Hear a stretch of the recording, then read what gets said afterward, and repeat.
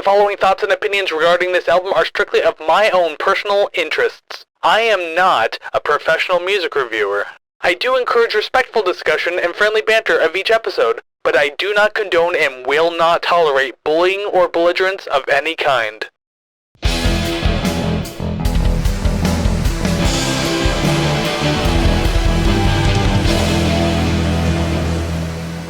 Well, hey there, everybody, and welcome to another episode of the Rate the Record podcast, episode 105. Thank you very much for joining me today. I am your host, Chris, as always, the one who's always doing these things, giving out these opinions that you may or may not like. I don't know, but regardless, thank you very much for joining me, being here for this podcast, being here for this particular episode as we listen through this album, these songs. You know how it works, but if you've been here before, of course, you already know how it works. You know how all of this works. But if you're new here, then I'll just explain very quickly. Each week, me, your host, Chris, will choose an album. It could be of my own choosing. Maybe it's an anniversary thing, or maybe it's brand new too, because obviously I've done some brand new albums and I plan on doing more brand new albums as we continue. I digress. Regardless, I will choose an album. I will listen to it song by song and give you my thoughts and opinions on each song. And then I'll kind of give you a small kind of point about the album at the end of all that. Then I rank the songs and rate the record, just like the podcast title says. I do the same thing every week. So if you like that idea and you like this whole concept and you like this whole episode and you like this whole podcast, then by all means, I encourage you to do some things that can help out the podcast moving forward. Some free, easy, and quick things to do. Like, subscribe, rate, share, comment, and follow. All 6 of those things, either one of them, a few of them, all of them, any combination of them, really does help this channel move forward. You know, obviously the algorithm likes the attention. I like the attention too. Why not? I'm not going to lie about it. But regardless, very easy free things to do. I really appreciate your support if you do that. So thank you very much if you have. If not, then hopefully this episode will convince you. And of course, you can find all the places that you need to do those things if you are curious to do them over at ratetherecord.ca. Once again, that is ratetherecord.ca. You'll find all the streaming links over there, all the social media links. You'll find links to buy merchandise. And if you feel so generous enough to want to donate to the show financially, there is ko-fi.com/ratetherecord. So the Ko-fi page is also found on ratetherecord.ca. You could join the RTR Club. $5 a month gets you some stuff, early access to episodes and everything like that. Maybe you can even request albums for me to check out on the podcast as well. I'm still figuring things out by the time I'm recording this, but by the time this episode actually comes out, a little behind the scenes, it's been about a month since I've recorded this to the point when it actually comes out. So I might have made up my mind on extra stuff by then. So if you want to know what those extra things are, if they're even there, ratetherecord.ca. Boom. Had to get all that out of the way. I know a lot of people don't like that part in the beginning, but sorry, as a content creator, we got to do it, right? We got to kind of push things a little bit just to remind people of what's out there. But today on the Rate the Record podcast, episode 105, it is another one of my choices. So episode 101 and 103 were obviously brand new albums. I did Downward Spiral, and last week was a request that I finally got around to doing for Black Country New Road. This week, we're back to my selection now, and for episode 105, I have chosen this thing right here, this vinyl record that the video viewers can see, Gary Numan's The Pleasure Principle, and of course, to you audio listeners, I'm not going to forget about you. There's your vinyl record sleeve asthma right there. Okay, I just wanted to get that out of the way there. Yes, but Gary Numan's The Pleasure Principle is the album that we're covering today. One that I really wanted to do back in season 5 when Savannah was still here, and that one got pushed back because there was other things we had to do first and everything, and I was just like, okay, maybe we'll just do this later, kept getting pushed. Well, I'm going to do it now because I don't want to hold this one off any longer. I really like Gary Numan. I have that record right there. I have another one in my collection. I'm wearing this t-shirt as well, obviously very much like Gary Numan and the work that he's done. So I'm excited to cover his material on the show, and I'll probably do more of his work in the future. But for now, we are focusing on his 1979 solo debut album, The Pleasure Principle. And let me tell you a little bit about Gary and this album. The Pleasure Principle is the debut solo album from the new wave electronic pop rock artist Gary Numan. The album was released on September 7th, 1979. The album was recorded at Marcus Music AB in London, England, and was released through indie label Beggar's Banquet, named after the 1968 Rolling Stones album. Numan himself would produce the album and act as a producer on every release up until 1992's Machine Plus Soul. Aside from Numan, who acted as singer and multi-instrumentalist for this album, the album also featured musicians Chris Payne, Cedric Sharpley, Bill Curry, Gary Robson, and Paul Gardner, who also played with Numan in Two-Way Army.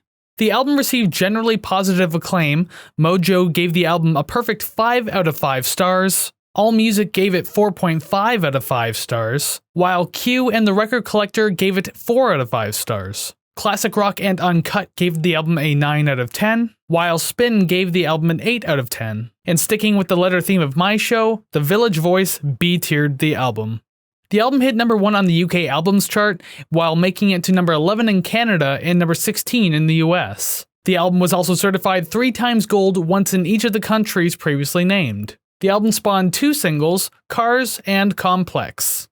And with that out of the way, I think it's time that we actually get on with the album, so at least with the video viewers of this particular episode, or all the episodes, I guess, moving forward, over here to my right, your left, I have the Spotify screen up where we have the Pleasure Principle up. Now, just note that on Spotify, it has 17 songs for this album, but we're only doing 10 because 10 was the original release of the album. Even says so on the back of this vinyl record here. It only goes up to engineers, so everything from 11 to 17 is either demos or live tracks, so we're not going to worry about that. We're just going to worry about the first 10 songs of this album. And I think we're good to get started. I've got my record here in front of me. I got my Gary Numan shirt on right now, so I think we should get this started. So song number 1, Air Lane.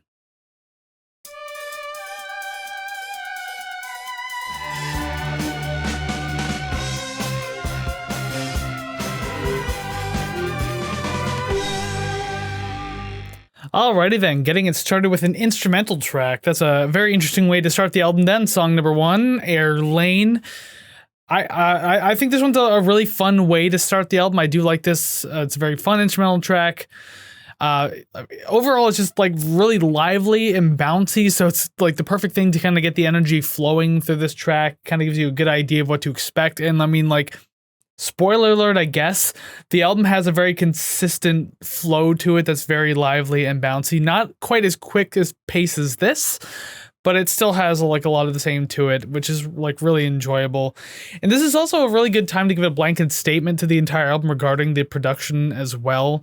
I think the mix is fantastic. I think everything is just like kind of as it should be. There's nothing that's like outshining one of the others. Maybe some of the synths get a little loud sometimes, but it's still not that bad.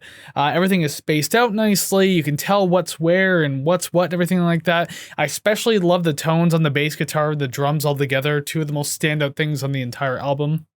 And that's a lot, considering that this album was driven on Gary's newfound love of these synthesizers and everything like that. I don't have the model name off the top of my head. I probably should have written them in my notes. But yeah, he discovered like 2 or 3 different types, fell in love with them, and boom, career took off at that point. But the bass and the drums, oh my god, fantastic, fantastic tones all around. The punchiness of the snare, I adore it. I love it. And I'm glad I get to have a whole album of it right now. Speaking of having a whole album of it, we'll move on now to song number 2. God, I love this one too, Metal. And by the way, before I start, for the video viewers, you'll see these green check marks here. These are ones that have been here for a long time, so don't think those are necessarily the priority of songs that will be on the list a little later. Now I'm digressing, so yeah, song number 2, Metal.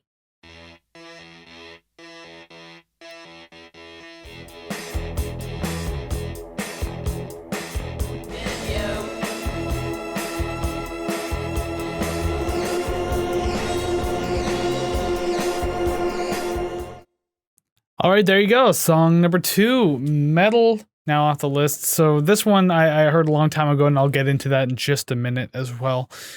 This song, again, the first one was like really fun and bouncy, and so this one's kind of the same way.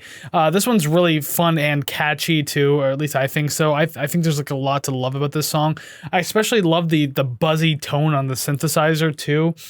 It's like giving off that really kind of cheap electric guitar distorted vibe, but at the same time, I just love the tone of it.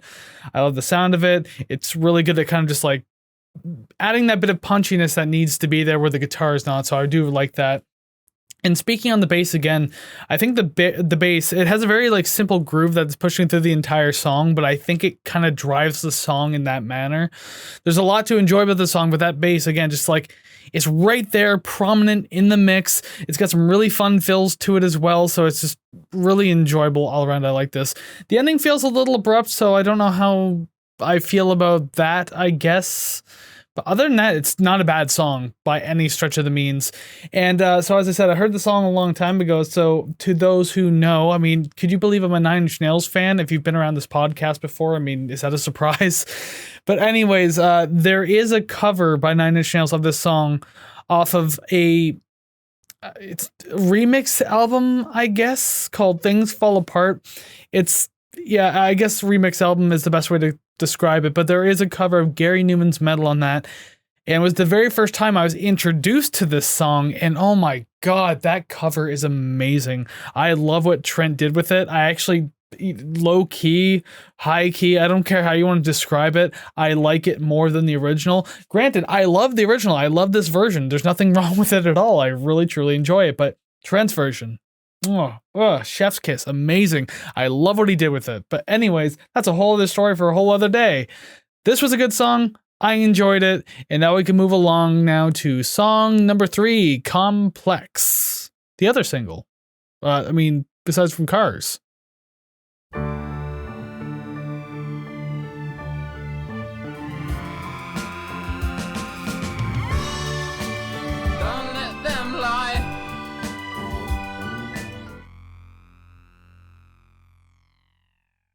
Drawing that one out for a little bit there with that synth ending. Song number 3, Complex.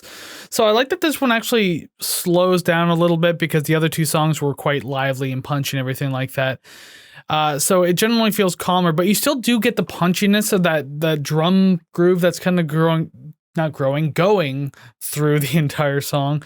So I like how there's that kind of mix of calming down a bit, but still kind of like, even if you're watching the video version, you can still see me bopping around to it a little bit because, I mean, there's something about a good punchy snare that'll do that to people, And I also like the addition of real strings in this one, too. There's a violin and a viola in this song, too.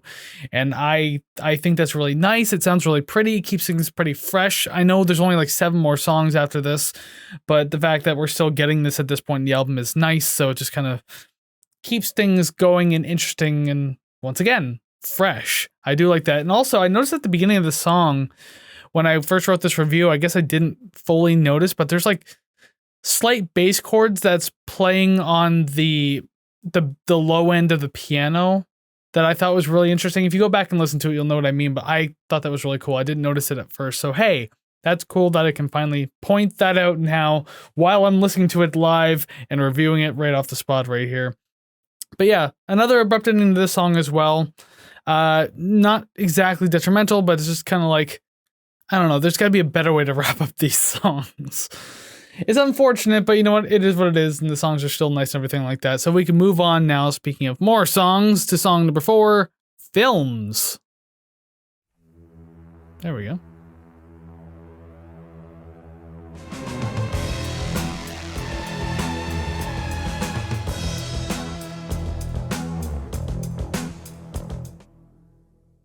Another long draw out there at the end of the song. So song number 4, Films.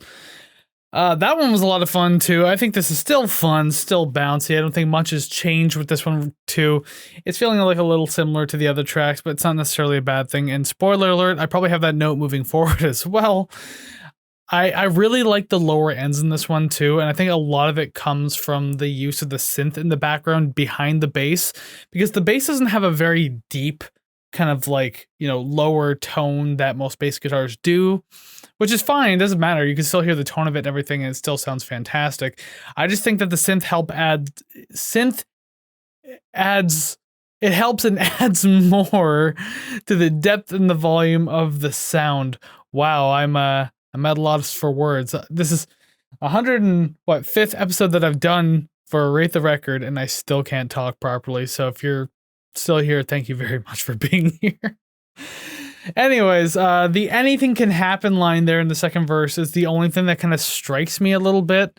I felt it could have been metered a little differently, because saying anything can happen, it I don't know, it sounds weird the way it's metered out. It's like too much is happening, it's too busy in that very small little part of the song.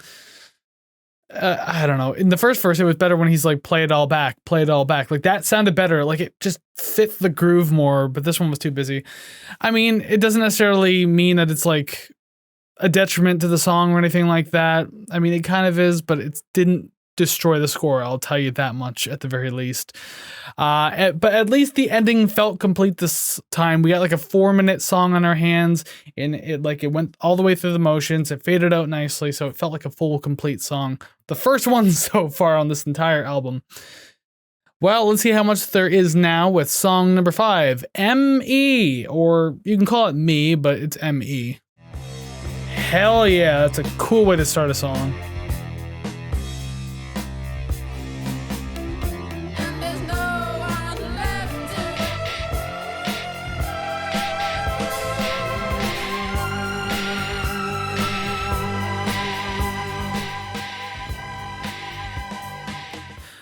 Alrighty then, fading out once again, song number 5, M.E., Me, whatever you want to call it, regardless, that's the song. So, I want to point out real quick, if this song, by chance, sounds familiar, and by the way, if you want to listen to this album along with me, all you gotta do is pause each track that I get to, listen to the whole thing, then you can have your opinion about it too. Just in case you haven't caught on yet, you can do that exact thing. But anyways, I digress. If this song sounds at all familiar to you, Gen X or millennials out there, maybe you Gen Zers too, maybe you boomers, if you are indeed listening to this, I know what our demographic looks like, or the demographic for the show looks like, I should say. So that's why I'm addressing 2 generations in particular. Anyways, the song sounds familiar to you at all. It's maybe because back in what I think it was like 2001, the band, artist, group, collective, I don't know, Basement Jaxx sampled the 2 Gary Numan songs. I can't remember the other one they did, but this one was like the main driving sample of the entire track of the song, Where's Your Head At? And maybe that rung a bell in your head right there. I don't know. So you can go back and listen to that one too, and you'll be able to hear it absolutely immediately. It was a banger back in the day, and when I first heard this album and I heard this song for the first time, I was like, oh, that's the Basement Jaxx song. But of course, it's a Gary Numan song that Basement Jaxx just sampled. So cool, there you go. You learned something today if you didn't already know that. As for the song itself, though, as I should be reviewing, not just giving you like millennial nostalgia here, at this point, like as I kind of mentioned in the previous track, everything's starting to sound a little bit familiar with the beats and progression. Everything's kind of just moving forward in a very similar way. But I don't necessarily think that that's a bad or annoying thing at all, because I mean, it's keeping very consistent with its like danceability, with its energy, and it like nothing feels like it's sloping too much. It's not just a bland sound either, because it's still very much bouncy, especially again with that drum beat. Holy crap, that thing is so good. And that just goes back to that note I made earlier about production and how fun it is. And I mean, it's still very much like the lively fun that this album has given us up to this point. So I don't think there should be any surprises that we're still getting something like this far into the album. And also, not really speaking of covers, I spoke of a cover back in when we spoke of the song Metal, where 9 Inch Nails did a cover of Metal. Another band that we've done on the show before, Mets, I don't know, right behind me, there's a 9 Inch Nails poster actually blocking it. There's a Mets poster right down there. Regardless, we've done them before, and they actually did a cover of this song as well. And I kind of came across it by accident. I didn't realize that they even had done it. They didn't really announce it either. And that was a really cool cover too. Like obviously heavier because it's more guitar driven. But yeah, super cool cover of that. I recommend checking that one out too. If you indeed like this version of the track, maybe you'll like that one too. So there you go. You got more homework ahead of you. But don't worry about that homework for now. We still have an album to get through, half an album at the very least. So once again, you could just pause, listen to the next song, and then kind of get back to it when, I'm ready to talk about it. But if not, that's cool. We just move on anyway. Song number 6, Tracks.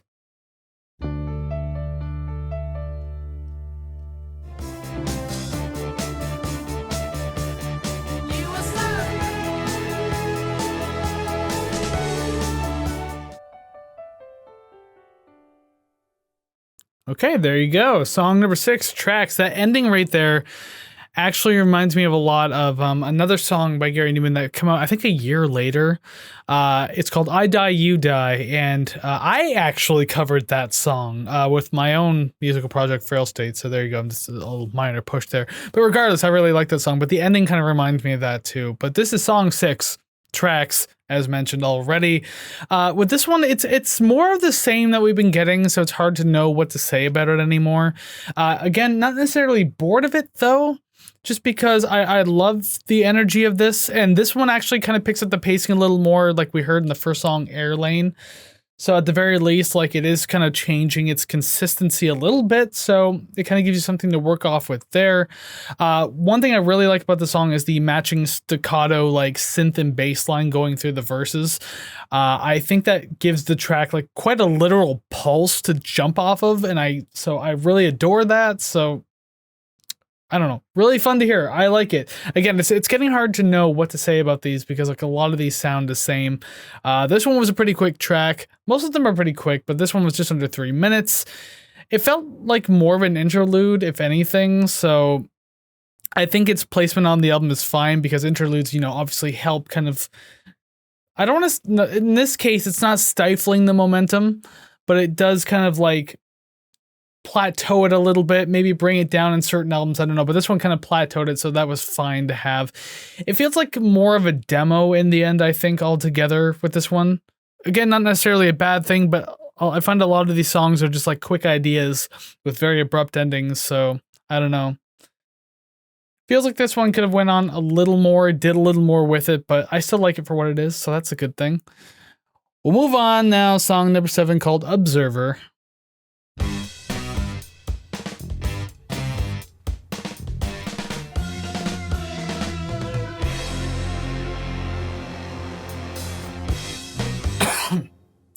Sorry for the cough at the end there, but song number 7, Observer. My throat was getting really dry towards the end of the song. I was like, can I hold off this cough? But then I didn't. Oh well, it's all good. Anyways, yeah, song number 7, Observer. Again, another short track, another one that kind of felt like a demo, especially with how minimal the lyrics were in this song. So it's hard to take away a lot from this one. It does feel slightly different in its structuring, but it still has that kind of like slow to mid-paced tempo. So you're getting kind of, again, that consistent flow through the entire album at the very least. But the instrumentals, I think, feel a lot more playful in this one, too, considering the minimal use of the vocals, so they have to do something. And I noticed there was like 1 or 2 really cool bass fills kind of just like quietly thrown in the mix in the background there. If you missed them the first time, go back and listen to that, because as soon as I caught that one bass fill like going on my headphones, I was just like, damn, how did I miss that? That was cool. I like that. That was fun. So yeah, if you missed it, go back and listen to it. Good stuff. I like how playful things are in this song. So it's good. It's good, especially because, again, another 3-minute track or less realistically. So I guess the next song will make up for that, though. His longest track on the album. Let's see if it's worth 7.5 minutes. It's called Conversation.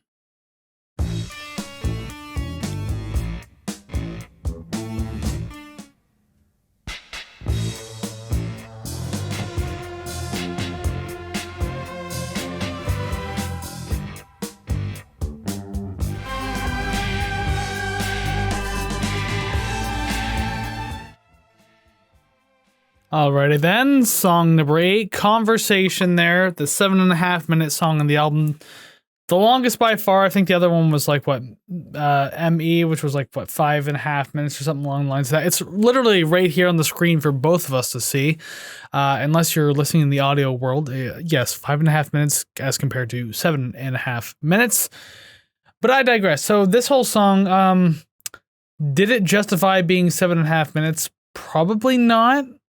Not that I didn't enjoy it, but at the same time, it's just like feel like I could have cut off somewhere back there, but I do like that each time the verse came back and they added something new into it, be it synth, violin, viola, whatever, all that kind of stuff. I enjoyed that they did that, so they at least kept it interesting for me. This one had a bit of a slower pace to it, as, you know, just to keep in that typical pacing of the album. Whereas I said before, it's like slow to mid. So this one's kind of like somewhere in between. Not bad. I do like it. One thing I really do love too is that low buzzy synth. Once again, as I mentioned earlier, it kind of sounds like a low buzzy kind of distorted guitar type sound out of the synth. I like that. I think it sounds great here. Good use of it. And there's also something of a darker atmosphere behind this track stylistically as compared to the rest of the album, or at least I find that to be the case so far. So at the very least, that stood out to me. Someone else might have a differing opinion on it, which is fine. And by all means, if you have that opinion, let me know, because that's part of the conversation I want to have. But I just felt this one had a darker sense about it in some terms stylistically, not the entire song. It wasn't all minor chords and everything like that, but it just, I don't know, something came off like that to me. And yeah, as I said, just, I don't know if it was worth the 7.5 minutes. I think something like 3 to 4 minutes would have been suitable, because so far, like, that 3 to 4 minute window has been like the perfect length for songs on this album. But you know, gotta try the longer ones sometimes to see if they work, right? All good, all good. We're nearly done. Song number 9 just so happens to be, I think, Gary Numan's most popular song. It says here it's got 100 million streams plus on Spotify, the most on this album by a long shot. Of course, I'm talking about Cars. Kick in with that riff, buddy.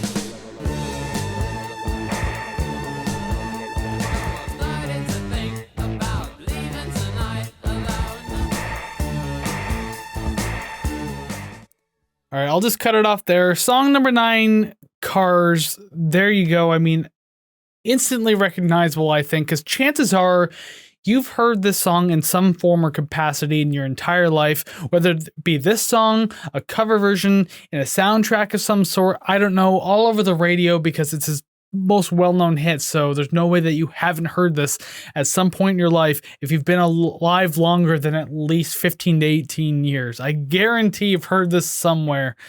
But speaking of the song itself, I mean, it's obviously incredibly catchy. There's no denying that at all.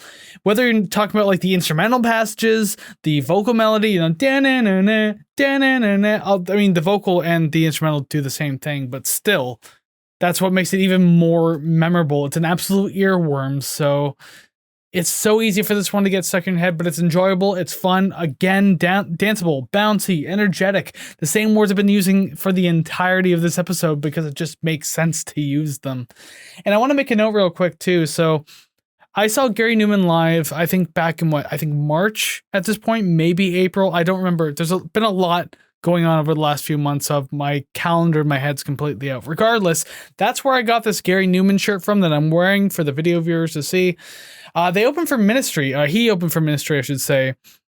And by the way, I should say Ministry is going to be coming up on RTR at some point in the future. I won't say when. I won't say like how long you have to wait. I will say that it is slated though. Wink, nudge, whatever. Anyways, I got to speak about Gary Numan. I saw Gary Numan live. Excellent show. And if you didn't know, his last 20 plus years of music now has been mainly like darker, heavier industrial styled stuff. So it's way different from this. But they did manage to play 2 of the older songs that at least I noticed, and that was Cars and Metal. And both were much more guitar-driven tracks as compared to the originals. Now, I just want to tie this in just a bit, because with this one, like, those low buzzy synths feel like they're kind of like playing the role of that guitar. And I've already mentioned that in previous review of certain tracks. Sorry, my throat's all clogged up. Anyways, hearing it live with those actual guitars, like, it feels like that was the correct way of doing it. I don't know. But I will say there's nothing wrong with the original version at all. The synths are still very fitting, especially for its time. It's memorable. I don't think I'd have it any other way, but playing live, the guitars are just so much better. I will say that much at least. But with the album version, guitars probably would have sounded silly, so I don't know. Anyways, I'm stumbling. I'm rambling. That means I have to get through one more track to finish off this album. Song number 10, Engineers. Let's go.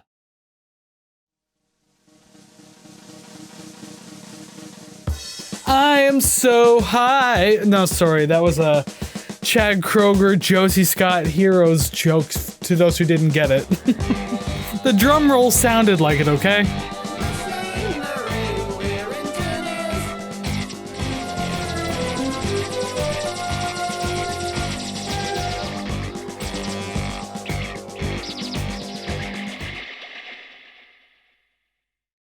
And just like that, kind of like the other songs, the song just kind of abruptly ends. Whatever. It's song number 10, Engineers. I mean, that one, again, kind of felt like another one of those demos that I had mentioned earlier that could have just been like, a few minutes, you had an idea that you just kind of wanted to like hammer it out a bit, and this what this song ended up being. So there's not a whole lot to say about it, except obviously, you have that like rolling snare and marching drum to kind of kick off and drive the entire track. And so far, I shouldn't say so far, this is the end of the album at this point.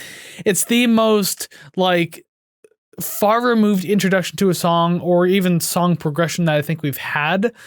Because like if you remove the actual like kind of eighth note drumming that's going on through the entire song, I think I can hear like the typical drum beat going behind it. So it's not too different, but I guess the drum does change it up a little bit. It took to the end of the album to get something like this, but we finally got it. I welcome it. It's all good. Part of me thinks that this actually would have been a better album intro, to be completely honest. I don't know. It feels like a better kickoff, and I think Air Lane would be good somewhere in the middle as an interlude. I don't know. But then again, I didn't really put too much thought into what would make a better album ender.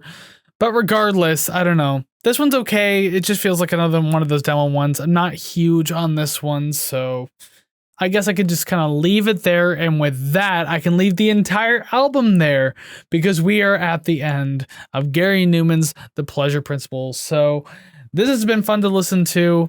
And so obviously there's a lot more to get to. First off, I'm going to tell you what I think about the album now, because that's what I'm supposed to be doing. Obviously, I own the thing. I like it. So I think it's pretty decent. It's fun. It's danceable. A lot of the same words I've already been using to describe certain songs reaching up to this point. Obviously, there's a lot of similarities in the tracks, but like I think the tones and the overall mix really kind of help this album be a little more... I don't want to say the word tolerable, because this album wasn't intolerable. But something about the mix and the overall production just kind of gave life to this album. So even if everything sounds the same, it's still a lot more fun. Because previously on the Rate the Record podcast, we've done albums, like when Savannah was still here, we did albums that felt really flat all the way through. Like even the production just felt like a straight line, whereas this one had texture to it. So it felt like a little more exciting to get through. So I can at least appreciate that. I like the style of music. I like the sound of everything that's happening. I like the creativity and playfulness of some of the synthesizers when they happen. And again, with the production, nothing felt drowned out either. Everything stood out appropriately when it should stand out too, aside from certain synths that might have like drowned things out every once in a while. But other than that, not a bad album at all. So you know what? It's pretty damn decent, but I can get more into that in just a moment, because now it's time to actually rate the songs and rate the record. Rank the songs and rate the record. There you go. Rank and rate are the two words that are just too similar in my brain. So, and obviously rate the record being the name of the podcast, rank. Anyways, I'm getting ahead of myself, and by ahead of myself, I mean I'm digressing, and by that I mean it's time to rank the songs. So to the audio listeners, you won't notice anything. Just ignore this part and just keep moving on. But video viewers, you'll notice that I forgot to take out the Spotify screen next to me, so I have to re-record the entire song ranking portion. Isn't that fun? But next to me now, boom, is a bunch of numbers, 10 to be specific, because there's 10 songs on this album. Now I need to rank which one is my least favorite to favorite, not so great to great. However you want to cut it is the way I got to do it now. And I want to see yours too down in the comments below wherever you're listening, because that's just how this whole thing works. Anyways, I'm not going to spend too long talking about these songs at all. I'm actually probably not going to spend any time at all talking about them, since I already did. I'm just going to give you my 10 to 1 super quick. So number 10, we have Engineers. Number 9, Air Lane. Number 8, Tracks. Number 7, Conversation. Number 6, Observer. And now the top half of the album, so these are the ones I obviously like the most out of the entire album. Number 5, Complex. Number 4, Films. I thought this one was going to rank higher because I've liked the song for a long time, but I guess it just sits how it sits. Number 3 is Metal. As much as I like this one, I think the Nine Inch Nails version was just a little better. What can I say? But still, Metal, fantastic track. Number 2 is Cars, not number 1. No, Cars is not number 1, it's number 2. Great track, but you know what? Number 1, I like ME just a little bit more. And by a little bit, I mean like kind of a decent amount more. I don't know. Me, it's just ME. Fantastic track. Really fun. Super great. I love it. So there you go. 10 through 1. Boom. Super quick. That was nice. So now we got one more thing to do. The title track of this whole record. We got to rate the record exactly as we always do. So the numbers are gone. Now you see a title at the screen there. Audio listeners, just pay attention. It's all good. You could always check out YouTube too as well, just in case you want to see all the visuals that I'm putting up. But regardless, it's time to rate the record. I will not stall any further. I'm actually surprised of what I scored this album. Now, I love this album. I didn't expect it to be low. I didn't expect it to be super high. But the fact that this nailed an absolutely even 80%, even dead, 0.0000, like no 0.1 at all. So that is an A- tier album. That is Gary Numan's The Pleasure Principle. Another A tier. See, without Savannah in this podcast, suddenly the B tiers are they're just fleeting. They're not here anymore. I'm going to have to change the shtick of the entire podcast now because apparently by myself, albums just sound better. Of course, I'm joking. I'm not picking on her at all. Savannah, if you are indeed watching this, A tier is where it's at now. Thank you very much. Anyways, that's all I got now. That I gave you all of my reviews of the songs. I gave you the rankings. I gave you the ratings. We are at the end of this episode now. So thank you very much for hanging out with me and listening to this album alongside me, I suppose, virtually through this camera and or microphone. And if you liked what you see and or hear today, once again, I remind you to please go ahead and like and subscribe, rate, share, comment, and follow. All of those things do help the channel significantly, all over the place, and it's free, quick, and easy to do. I encourage you to do that. You can also check out ratetherecord.ca. One more time, ratetherecord.ca. So that way you go there, you find all the streaming links, all the social media links. You can get Rate the Record merch there. I'm slowly but surely coming up with new designs. It's going to take a little while because I'm not much of a graphic designer. I might even hire someone to help me for that one. But regardless, there's merch there now. There will be more in the future. Check that out. And of course, the Ko-fi page if you want to donate to the page financially. By page, I mean podcast. That's what I meant. But regardless, it's all that part's optional. Everything else would be super cool if you did ratetherecord.ca to find everything that you need. So we are at the end of this episode. So once again, thank you very much for joining me. Next episode is 106, and that'll be the final episode that will be 2 episodes per week. Because so for the last few that you've seen so far, it's been Monday and Friday. This one's coming out on Monday, and then the next one will come out on a Friday. After that, I'm going back. It's a muscle memory I haven't lost. I'm sorry. I'm going back to a single week release every Monday. So that way it's just easier on me because a double schedule is very hard for someone who has a full-time job and can't devote every moment to this podcast. So I hope you understand. So 106 on Friday, 107 on Monday. Come back for those. It's going to be very exciting. Actually, Friday is a request, by the way. So by all means, I encourage you to check that out because it's been one that's been waiting since season 5, essentially. All right, I'm done talking now. So one more time, thank you very much for joining me. So until I see you next time, go listen to some awesome music like Gary Numan's The Pleasure Principle if you haven't already. And I'll see you again real soon. Take care, friends.